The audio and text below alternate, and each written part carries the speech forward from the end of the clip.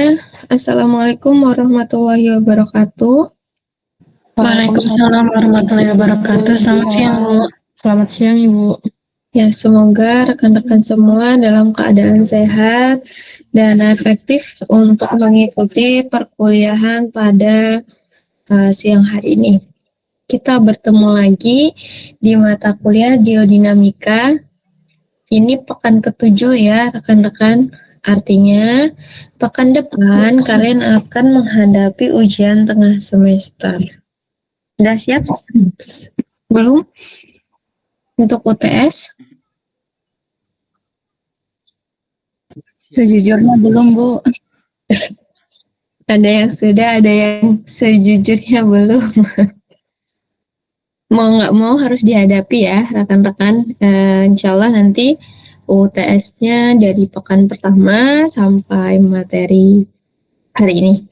Jadi silakan untuk direview, dibahas kembali dengan rekan-rekan yang lain.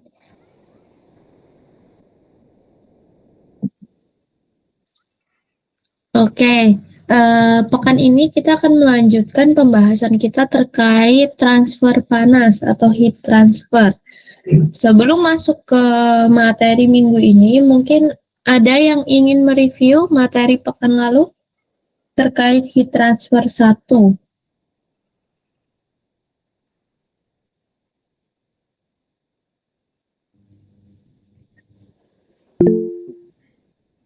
Silakan, Christopher.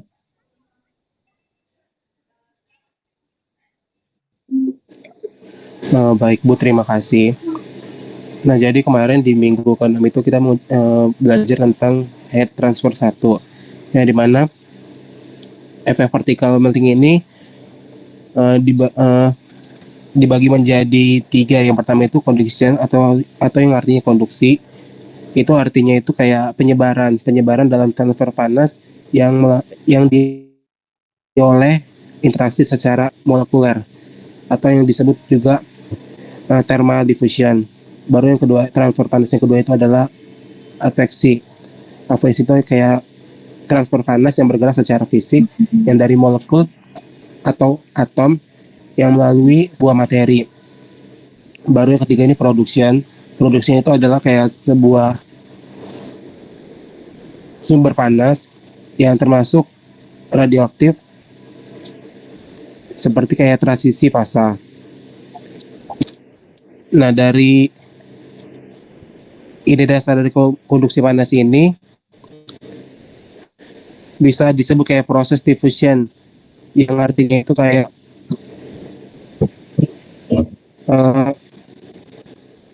proporsional secara linear terhadap gradien temperaturnya. Nah, baru ini kan menjelaskan satu dimensi yang dimana terdapat rumus itu Q sama dengan min K per dt per dy, yang dimana T itu kayak mewakilkan temperatur dan Y itu seperti mewakilkan kayak posisi spasialnya.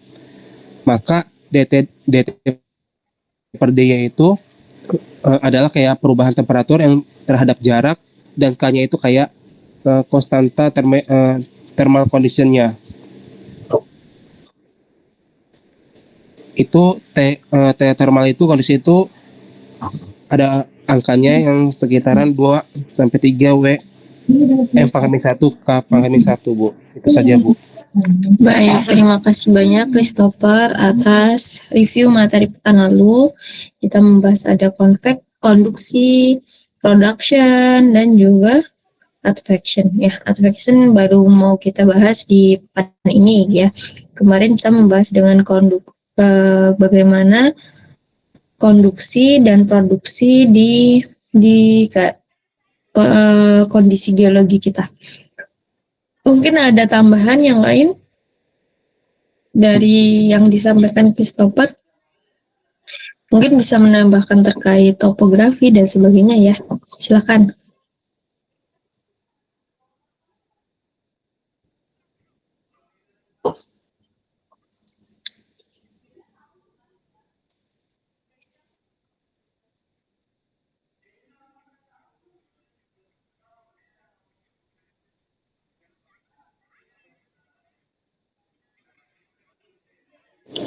Saya boleh nambahin topografinya juga nggak, Bu? Ya, boleh, silakan, Christopher. Baik, Bu. Jadi hubungan transfer panas dengan topografi itu ada beberapa. Yang pertamanya itu kayak panas mempengaruhi ketebalan dan kekuatan litosfer.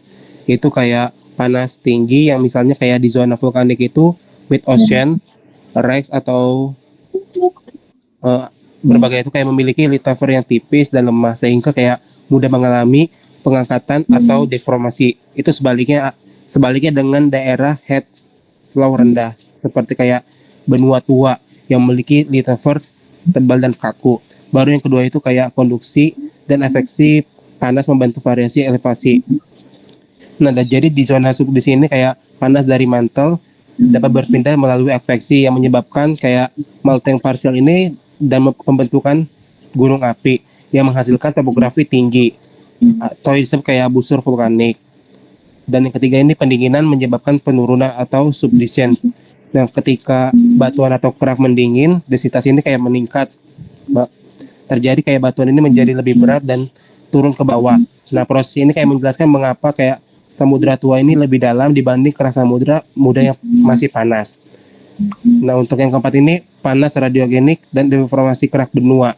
Yang artinya itu kayak daerah kerak benua yang kayak unsur radioaktif U, TH atau K kayak dan menghasilkan lebih panas radioaktif yang menyebabkan pengembangan termal dan umpil topografi. Contohnya itu kayak pegunungan tinggi di benua stabil. Nah, jadi namun jika panas hilang secara konduktif seiring waktu, uplift ini menurun dan topografi ini bisa melandai. Sekian dari saya, Bu. Baik, terima kasih banyak. Ya, terkait efek topografi gitu ya, sudah dijelaskan oleh Christopher bagaimana mekanisme pada pegunungan, pada daerah yang landai, bahkan bisa ketika keadaan permukaan itu tersubsidence atau subsidence itu jatuh ke bawah gitu ya. Nanti akan bisa lihat bagaimana efek topografi sangat mempengaruhi keadaan atau transfer panas di bawah permukaan. Oke, terima kasih banyak Christopher, sangat lengkap review pekan lalu ya. Kita masuk ke heat transfer selanjutnya, di mana kita akan membahas mengenai proses transfer panas yang bergantung pada waktu. Pekan lalu, kita belajar transfer panas yang tidak bergantung pada waktu atau disebut sebagai kondisi steady state. Tentunya rekan-rekan sangat memahami gitu ya, ketika suatu material itu mengalir, itu bergantung pada waktu. Contohnya magma yang menerobos keluar ke permukaan gitu ya, itu juga membutuhkan waktu. Maka transfer panasnya pun membutuhkan waktu. Contoh lain gitu ya, misalnya dai sedang memanaskan sendok besinya dengan korek api. Maka T sama dengan 0 atau waktu mulainya, sendoknya belum terasa panas. Namun T sama dengan 30 detik, ujung sendoknya sudah panas dan kita bisa merasakan panas tersebut. Maka itu adalah transfer panas yang bergantung pada waktu. Pada pekan lalu kita belajar kondisi steady state, di mana rumus yang kita dapatkan kemarin adalah T sama dengan suhu awal plus Q0 atau flux masuk per K dikali Y minus rho H per 2K dikali Y kuadrat. Ya, jadi posisinya. Namun di sini, di rumus ini kita tidak menemukan fungsi waktu atau T kecil. Maka kita perlu untuk memperhitungkan waktu ke dalam perhitungan transfer panas. Karena apa? Karena di geologi kita tahu gitu ya, kondisi steady state ini sebenarnya reasonable atau ada alasannya. Namun, fitur geologi yang lain ini membutuhkan waktu atau time evolution sebagai perhitungannya, baik itu umur dan sebagainya. Contohnya, ketika ada perpindahan magma atau pergerakan magma, itu membutuhkan waktu untuk mengetahui seberapa lama proses pendinginannya, kapan akan terjadi pendinginan dan sebagainya. Itu dibutuhkan waktu perhitungan. Maka kemarin kita dapatkan gitu ya, in steady state 1D heat conduction equation with heat production. Ya, ini satu dimensi konduksi dengan produksi ya. Kemarin kita bahasnya itu.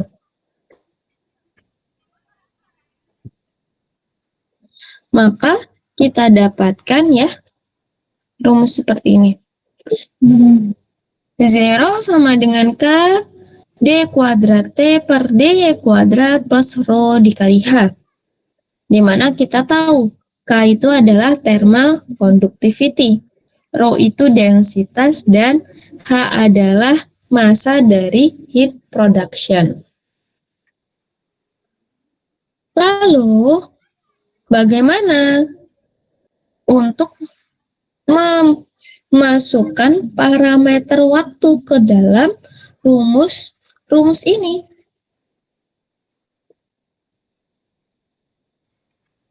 Maka kita tambahkan ya sebagai time dependent equivalent equation for heat conduction with production. Nih, berubah terhadap waktu. Suhu per waktu atau Rho C dikali do T per do T kecil. Di mana C adalah heat capacity. Ingat ya, C adalah heat capacity.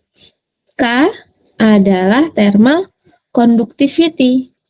Dan H besar adalah heat production.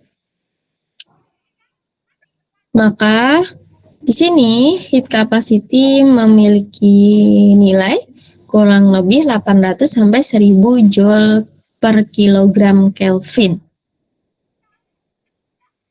Lalu untuk mendapatkan perubahan suhu terhadap waktu seperti apa, Bu? Maka rekan-rekan bisa menggunakan ya. Oke. Nah, gunakan ini ya. Ini kita abaikan. Gunakan persamaan ini dengan mengignore heat production-nya, khusus dan untuk konduksi. Kan kalau produksi kan produksi panasnya ya. Kita mau hitung transfer panasnya nih, bukan seberapa banyak produksinya. Maka, if we divide both sides by Rho C, then we find a typical form of the time-dependent heat conduction equation in one dimensi. Kita divide it nih, ini dikasih Rho dan C. Kan hilang ya. Ini dikasih Rho C. Sorry. Nah. Ini per Rho C, maka hilang ya, Rho C-nya tinggal do T per do T kecil. Lalu ini dikasih Rho C juga. Nah, do T kuadrat per do Y kuadrat. Di mana K thermal diffusivity itu K per rho C. Berarti ini kita tinggal substitusikan menjadi K. K yang seperti ini ya. Beda simbol K-nya. Nah, maka kita dapat bahwa perubahan suhu terhadap waktu sama dengan nilai thermal diffusivity dikali do kuadrat T per do Y kuadrat. Ya, oke. Sampai sini silahkan dicatat terlebih dahulu.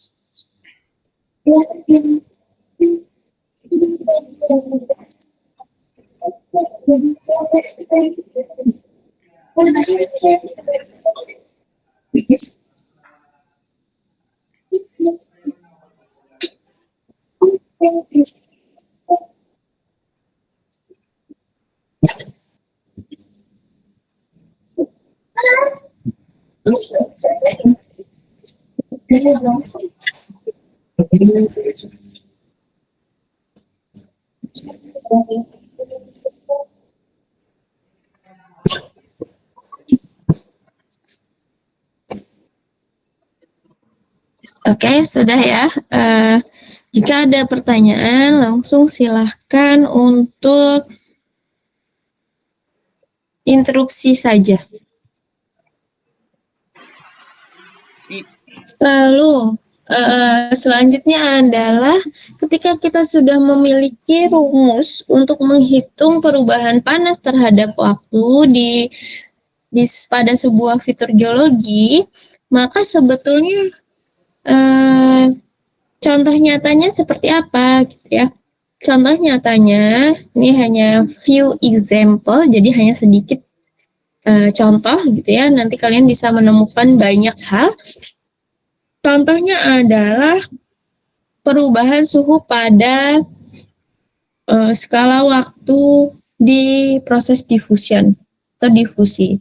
Dan yang kedua adalah perubahan waktu atau thermal evolusi dari sebuah intrusi magma.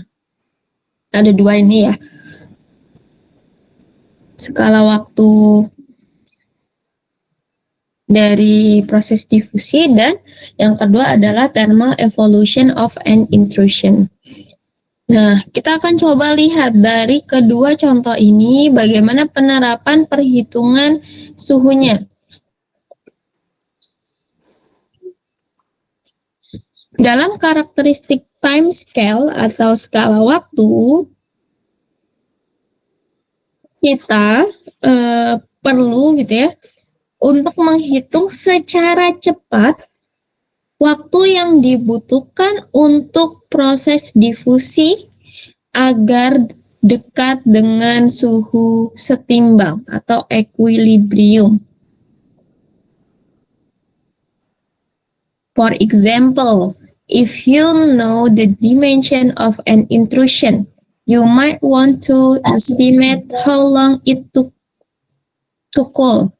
Ya, jadi ketika kalian gitu ya sebagai seorang geofisikawan punya proyek untuk mendeteksi intrusi bawah permukaan, kemudian kalian sudah tahu penggambaran atau dimensi intrusinya seperti apa.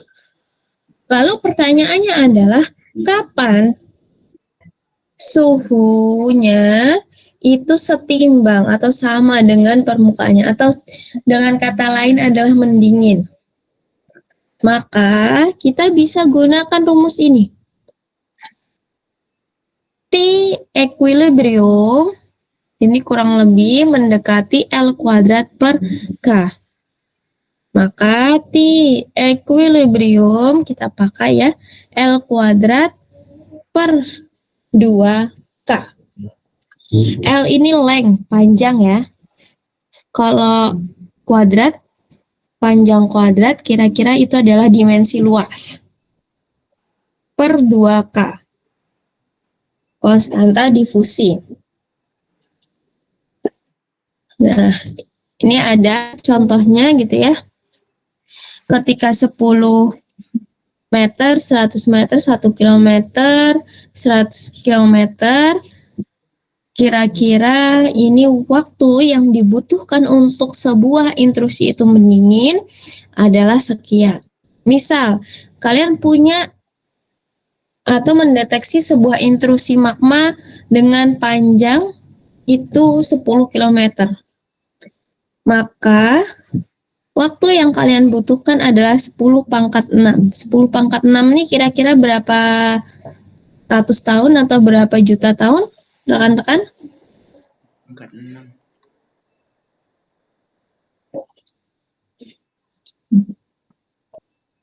Bisa menghitung 10 pangkat 6 berapa? Berapa juta tahun? Jawab. 1 juta Bu ya? 1 juta ya. 1 juta tahun ya Bu? Juta Ibu. Ya, 1 juta, betul. Aduh.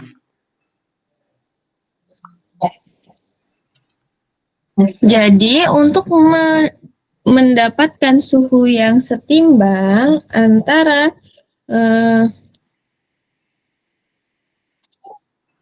intrusi yang sebesar 100 km itu butuh 1 juta tahun.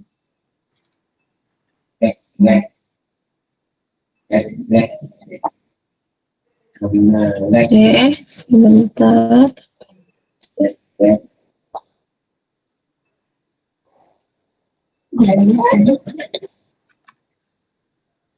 Kemudian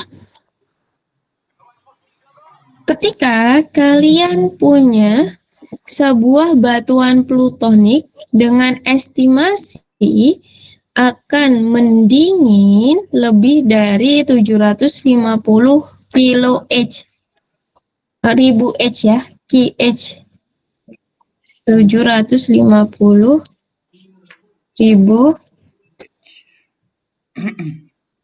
tahun.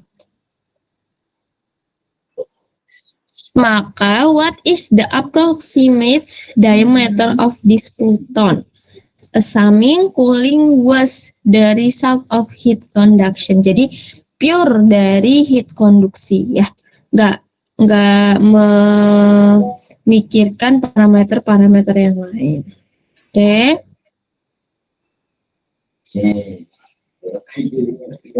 Maka kita bisa hitung dengan rumus ini. T equilibrium sama dengan L kuadrat per 2K. Di mana K ini adalah konstanta diffusivity dengan nilai sekian. Nah, rekan-rekan jangan lupa untuk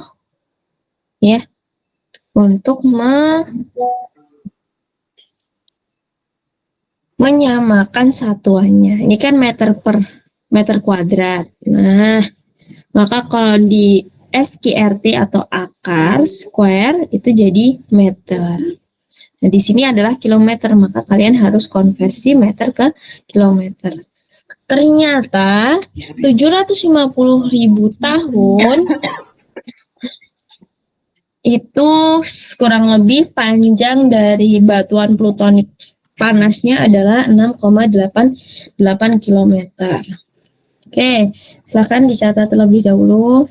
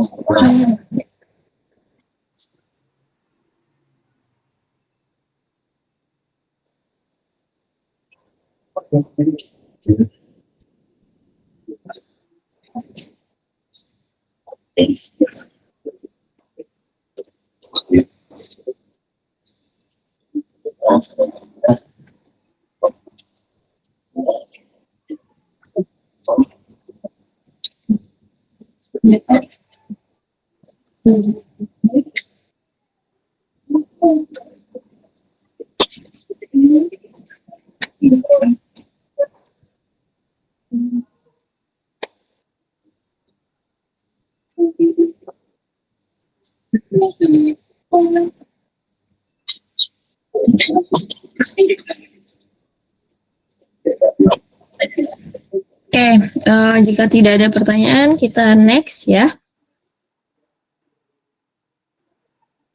Gambarannya sebuah intrusi itu dari bawah permukaan gitu ya ke atas, bergerak naik. Nah, ini adalah dike gitu ya, naik ke permukaan dengan lebar 2 km. Dengan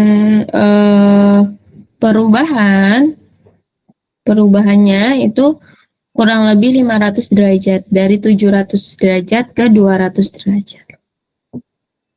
Ini one dimensional with a defined thickness and infinity length ya, and depth. Ini kedalamannya infinity, panjangnya juga infinity, cuman thickness-nya aja. Lalu bagaimana transfer panas di batuan intrusi ini? Ternyata ya, rekan-rekan lihat bahwa intrusi slowly cools over time. Intrusi akan perlahan mendingin gitu ya, seiring berjalannya waktu. Pada awalnya T sama dengan 10H atau 10 tahun. Ini warna hitam tebal gitu ya. Kemudian T 100 tahun, T 100.000 tahun, dan sampai ke sini, ke yang abu-abu. T sama dengan miliar H. Kira-kira di manakah titik waktu equilibriumnya? Maka T equilibrium sama dengan L kuadrat per 2K. L-nya 2 km per 2K. Kira-kira 126.750 tahun. Artinya di sekitar sini ya. Nah, ini adalah suhu setimbangnya.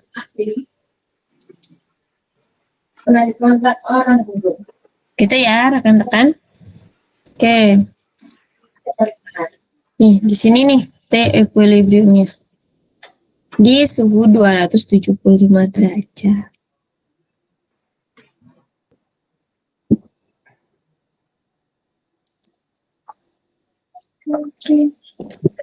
Sebelumnya kita bahas terkait konduksi dan produksi. Nih. Lalu bagaimana dengan adveksi? Adveksi adalah transfer panas yang berasal dari perubahan atau pergerakan fisik molekul atau atom. Ya, contohnya konveksi. Ya tentu ya, konveksi ini adalah salah satu tipe adveksi yang dia bergerak, perubahan panasnya itu, materialnya bergerak.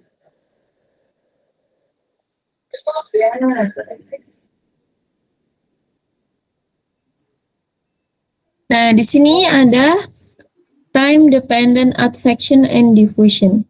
Jadi, kemarin kita belajar konduksi dengan produksi, sekarang kita belajar tentang adveksi. Ternyata adveksi in the vertical direction, ya, ke arah vertikal pada kecepatan VY akan direpresentasikan secara matematis seperti ini. Perubahan suhu terhadap waktu sama dengan kecepatan dikalikan perubahan suhu terhadap waktu. Terhadap posisi, dou-y.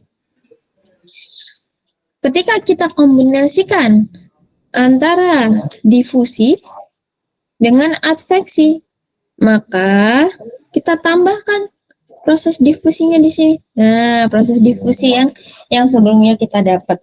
K sama dengan do kuadrat T per do Y kuadrat ditambah kecepatan Y do T per do Y. Ini adalah rumus difusi dan adveksi.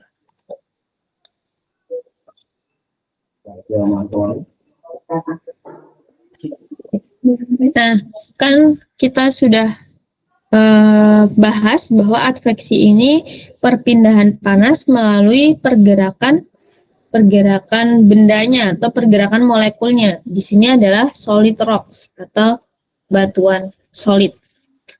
Contohnya, ketika masanya naik ke permukaan atau yang kita sebut sebagai upward mass transport, ini akan menghasilkan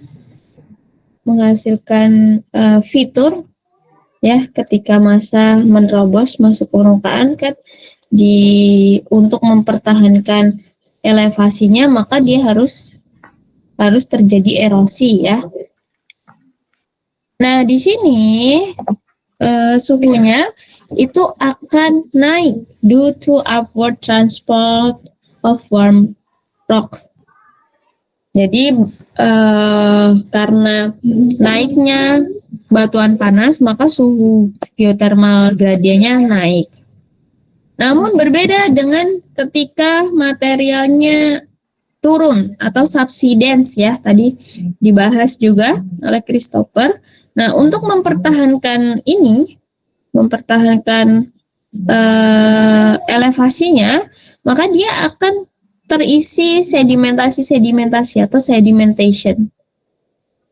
Ketika elevasinya turun terus diisi oleh sedimentasi, maka dia akan menyebabkan geothermal gradient atau suhu terhadap kedalamannya itu turun. Ya, turun. Cooler.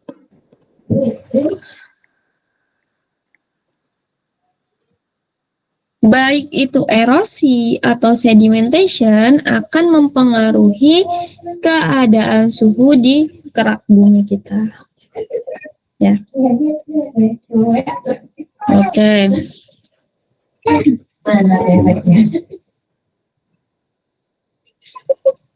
Ketika kita berbicara tentang erosi dan sedimentasi, sebenarnya kita berbicara tentang waktu. Namun, sebelum kita panjang bahas terkait waktu, kita harus tahu dulu bagaimana kondisi steady state-nya, kondisi seimbangnya, tanpa pengaruh dari waktu. Maka kita tadi sudah dapat perubahan suhu terhadap waktu. Ini adalah proses adveksi, ini proses difusi, ini proses adveksi. Untuk steady state case, ini sama dengan 0. Ya, maka kita bisa pindah ruaskan. Tinggal kan ini 0 gitu ya, sama dengan yang ini. Lalu K sama dengan do kuadrat T per do Y kuadrat sama dengan minus VY do T per do Y. Nah, ini ya, kalau kita pindah ruas. Kemudian do kuadrat T per do Y kuadrat ini kita pecah. Jadi seperti ini. Nah, jadi seperti ini. Lalu kita substitusi lagi bahwa lambda sama dengan VY per K. Ini lambda. Nah, sama dengan F do T per do Y. F-nya diganti dengan do T per do Y-nya diganti dengan F. Maka F aksen Y sama dengan minus lambda FY. Ini adalah persamaan matematis, rekan-rekan. Kalian bisa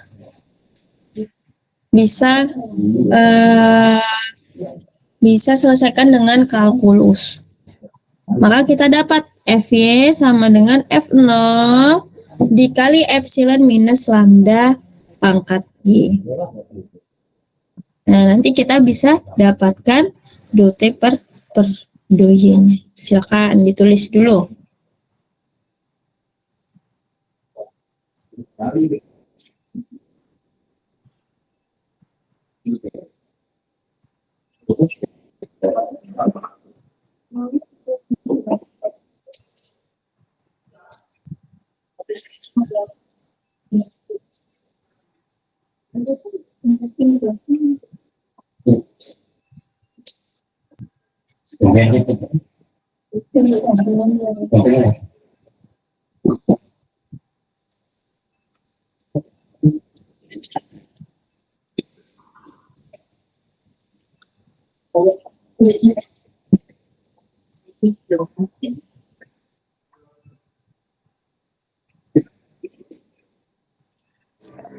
Ibu, saya mau nanya, Bu.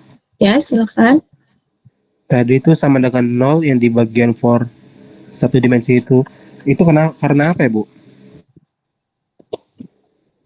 Ini maksudnya? Tadi di atasnya lagi, Bu. Yang mana?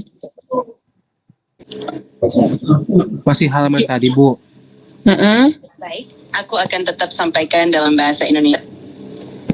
Nah, itu tadi kan ada sama dengan nol, Bu, yang Ibu jelaskan. Mm-mm. Nah, itu Ini. tiba-tiba sama dengan nol karena apa, Bu? Iya, Bu. Oke, ya jadi kan rumus ini kita dapat tadi berdasarkan waktu atau time dependent. Kalau suhu dot per dot besar ini adalah perubahan suhu terhadap waktu. Nah, kita mau cari, ini kebalik ya, yang kemarin dari steady state ke time dependence. Kalau yang ini dari time dependence ke steady state. Maka dot per dot kecilnya sama dengan 0 untuk mendapatkan steady state. Jadi kita nggak memperhitungkan waktunya di sini.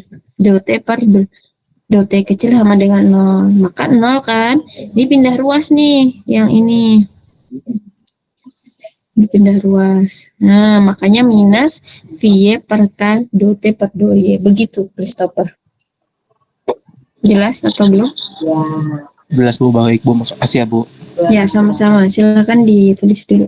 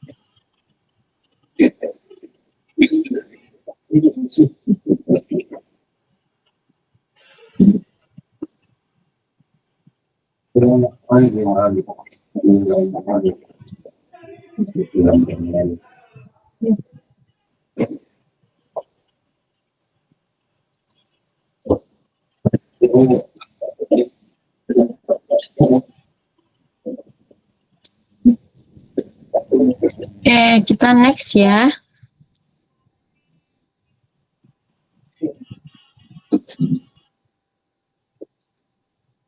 Kemudian kan tadi setelah dapat general solution dari kalkulus atau matematika, ini kan FY, fungsi dari jarak sama dengan F0 dikali epsilon minus lambda Y. Kita balikkan lagi, replace substitute variabel gitu ya, lambda sama dengan VY per K. Dan F sama dengan dot per dot Y. Maka kita substitusikan gitu ya, ini ke sini. F-nya adalah dot per dot Y. F0-nya ya 0 tentunya ya. Berarti dimasukkan nih. Minus dot per dot Y dari batasnya 0. Kemudian dikali minus Pi dikali Y per. Maka karena kita butuh T0 sama dengan Y0 ya. Kan T0 sama dengan Y0 ini untuk agar kita kondisi steady state. Nah, maka nggak ada variabel T di sini. Suhu sama dengan suhu di L, posisi L, dikali 1 minus epsilon minus VY dikali Y per K, per 1 minus VY L per K. Itu ya. Oke, silakan.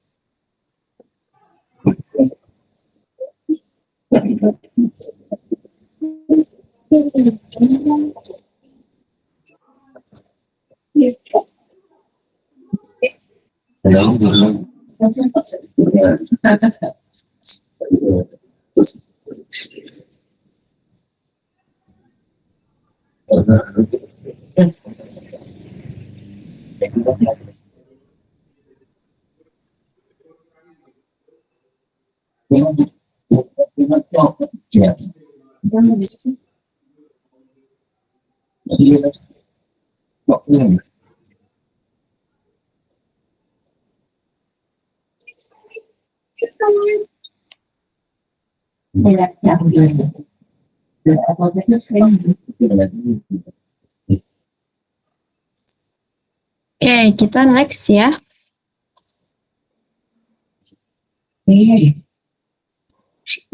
Gambar di sini ini merupakan kondisi steady state geotherm for different boundaries condition, ya. Dengan kecepatan berbeda-beda. Ini kecepatan 0,1, 1, 10 ya. Ini 1000 untuk Y sama dengan 1000. Sorry, T-nya adalah 1000 derajat, Y infinity. T-nya 1000 derajat dan Y sama dengan 100. Ini beda gitu ya. Ketika posisinya infinity, kita tidak tahu di mana gitu ya. Maka garis geothermnya juga akan berbeda dengan yang kita tahu T-nya adalah 100. Ini 100 ya, 100 di sini.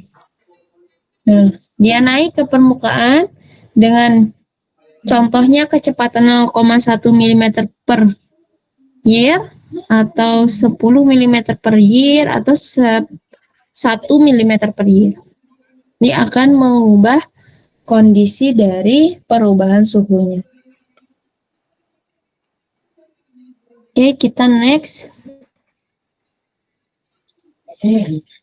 Lalu mengapa adveksi ini penting dipelajari? Karena ada dua kondisi di mana geodinamika itu sangat butuh.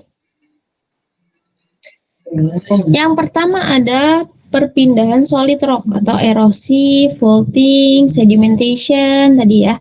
Itu kan berpindah nih batuannya. Lalu yang kedua adalah fluid circulation. Biasanya ini dipakai pada aliran air tanah. Aliran air tanah kan airnya mengalir begitu ya, berarti ada perpindahan material. Oke, ini masih sama. Nah, lalu di sini ya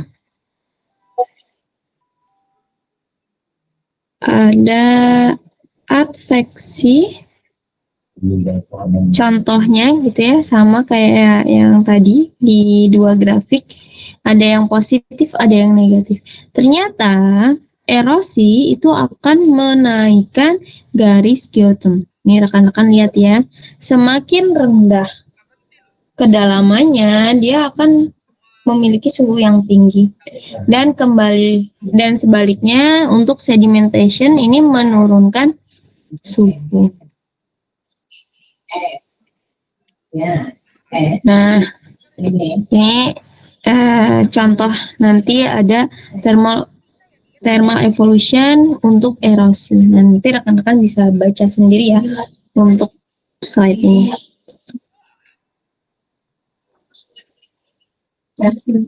Lalu bagaimana adveksi untuk groundwater fluida? Sama konsepnya dengan perpindahan massa dari intrusi tadi, namun kita pakai rumus ini, di mana dot per dot kecil, berarti ini perubahan suhu terhadap waktu, sama dengan C. C ini adalah rock porosity ya. Ketika air tanah mengalir di bawah permukaan, itu butuh seberapa besar alirannya bergantung pada porositasnya, flux fluidanya, kemudian rho dari fluidanya, dan fluid heat capacity-nya. Oke. Speed dan kecepatan itu merupakan ukuran seberapa banyak air yang tertransportasikan per batuan, ya, per batuan, per unit time and area, meter per second per meter per second. Nah, ini adalah adveksi by fluid circulation.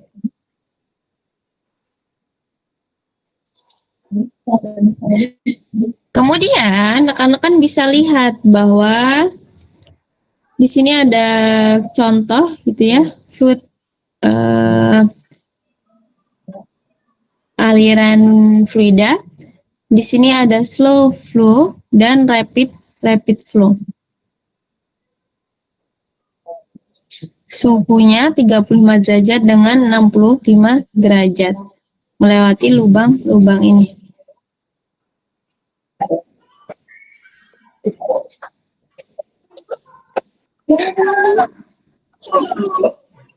Ternyata untuk yang suhunya rendah ya,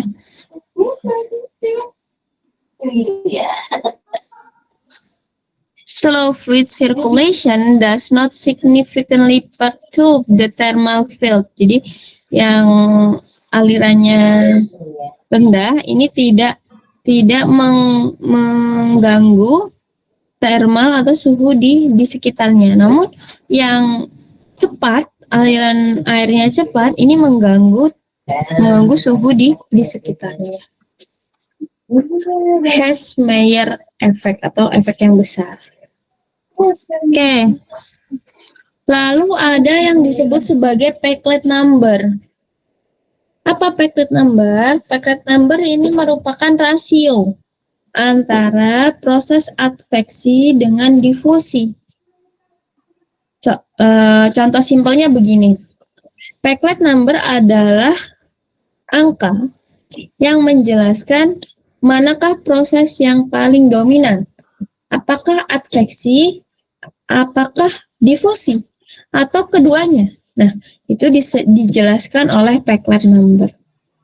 Perhitungan Peclet number seperti apa, Bu? Peclet number dihitung dari rumus ini. Ya. VL, kecepatan dikali length, per K.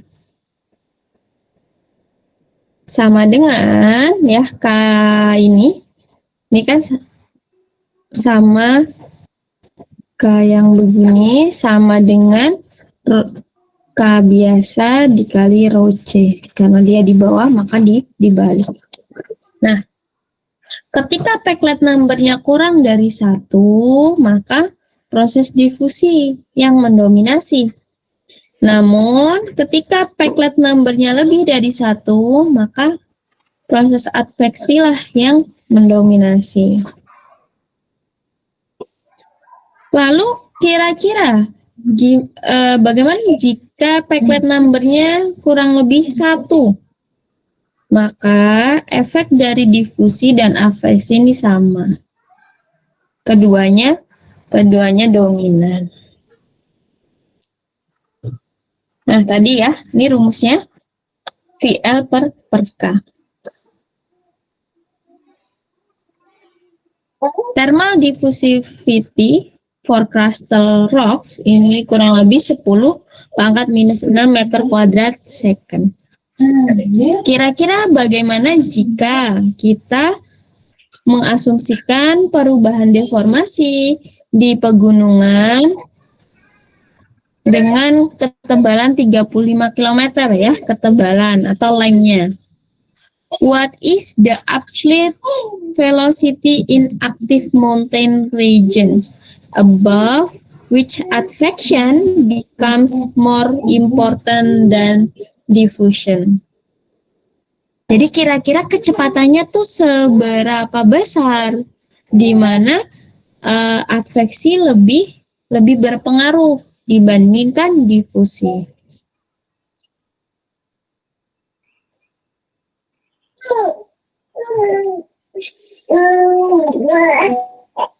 Maka, nih ya,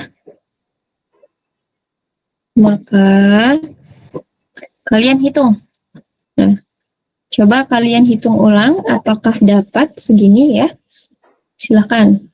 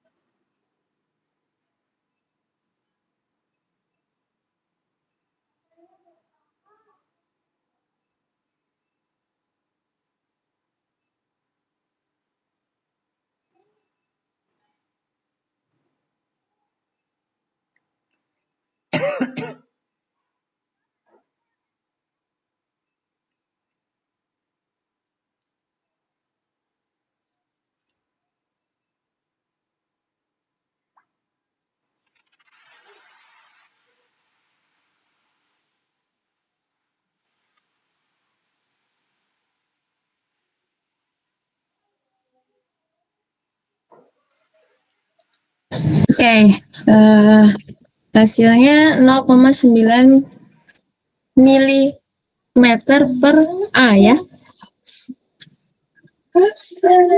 Rekan-rekan bisa lihat gitu ya, bahwa di sini adalah meter per second, di sini meter per A atau tahun.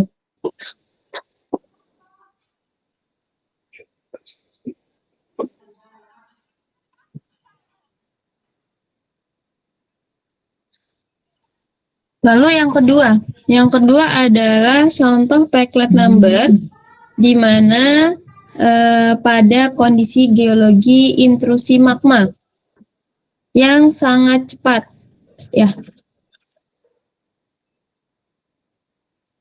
Maka jika basal dike atau intrusinya memiliki kecepatan 0,1 meter per second, how large is its Peclet number? Berapa besar Peclet number-nya? Assume the dike migrated 2 km. Jadi perpindahannya 2 km. And has a typical thermal diffusivity. Ya, ada clue-nya, diffusivity. Maka silakan coba hitung berapa Peclet number-nya.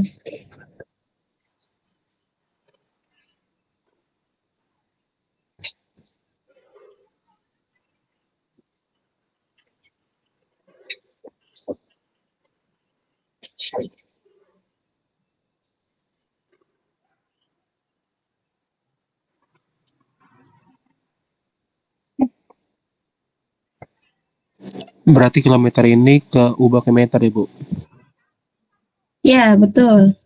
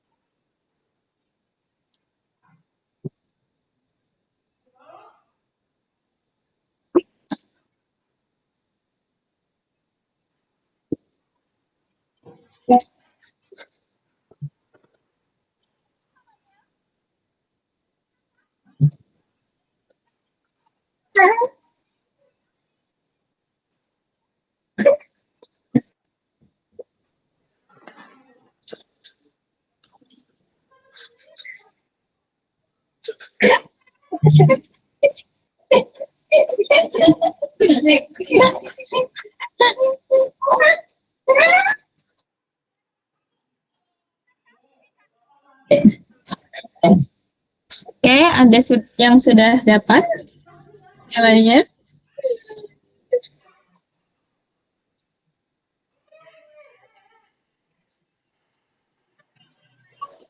$200 juta, Bu. Yaps, betul. 200 juta. Menarik ya. Terima kasih, Christopher. Nah, apakah 200 juta ini menggambarkan bagaimana proses diffusivity-nya? Ya, tentu gitu ya. Karena lebih dari satu itu kondisi diffusivity-nya itu dominan. Artinya kalau 200 juta ya seluruh prosesnya didominasi oleh thermal diffusivity. Oke, lalu ini ada aktif tektonik di thermal. Lalu ini masih berbicara terkait mountain topografi ya. Kemarin kita sudah bahas bahwa ada topografi yang lembah dan bukit, bisa saja terdapat erosi di sana, kemudian terdapat sedimentasi dan sebagainya. Lalu ini masih sama gitu ya, rekan-rekan bisa lihat bahwa ini ada pola yang sama di kedalaman yang lebih dangkal, lalu dia lama-kelamaan akan melandai ya. Ini rekan-rekan bisa pahami. Sama seperti yang kemarin. Lalu ini adalah contoh bahwa di daerah sedimentasi dan compaction ini punya suhu yang relatif cool. Berbeda dengan daerah yang erosi atau daerah pegunungan, ini relatif panas. Oke, ini sama, masih sama juga. Ya.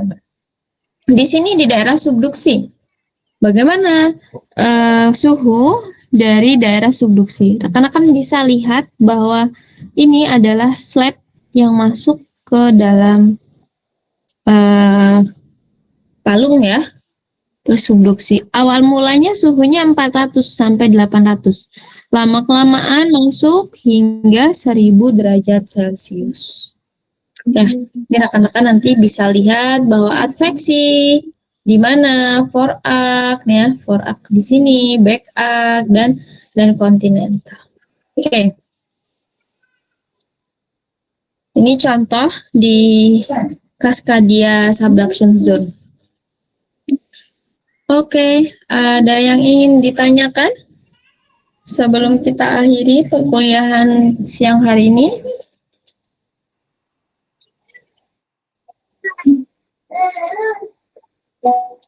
Tidak ada, Bu. Oke.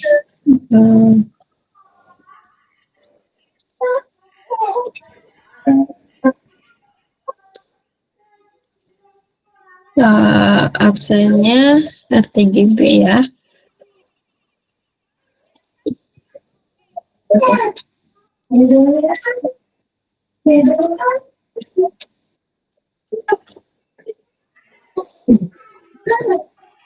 Oke, yang sudah absen silakan meninggalkan Meet ya. Kemudian yang tidak bisa absen silakan komentar di Google Classroom. Saya akhiri pertemuan siang hari ini dengan membaca hamdalah. Selamat melanjutkan perjuangan. Nanti ketemu lagi setelah UTS. Nah, terima kasih atas kerjasamanya. Mohon maaf jika ada salah. Jika ada pertanyaan, silakan ajukan ke Google Classroom. Ya, terima kasih Haura.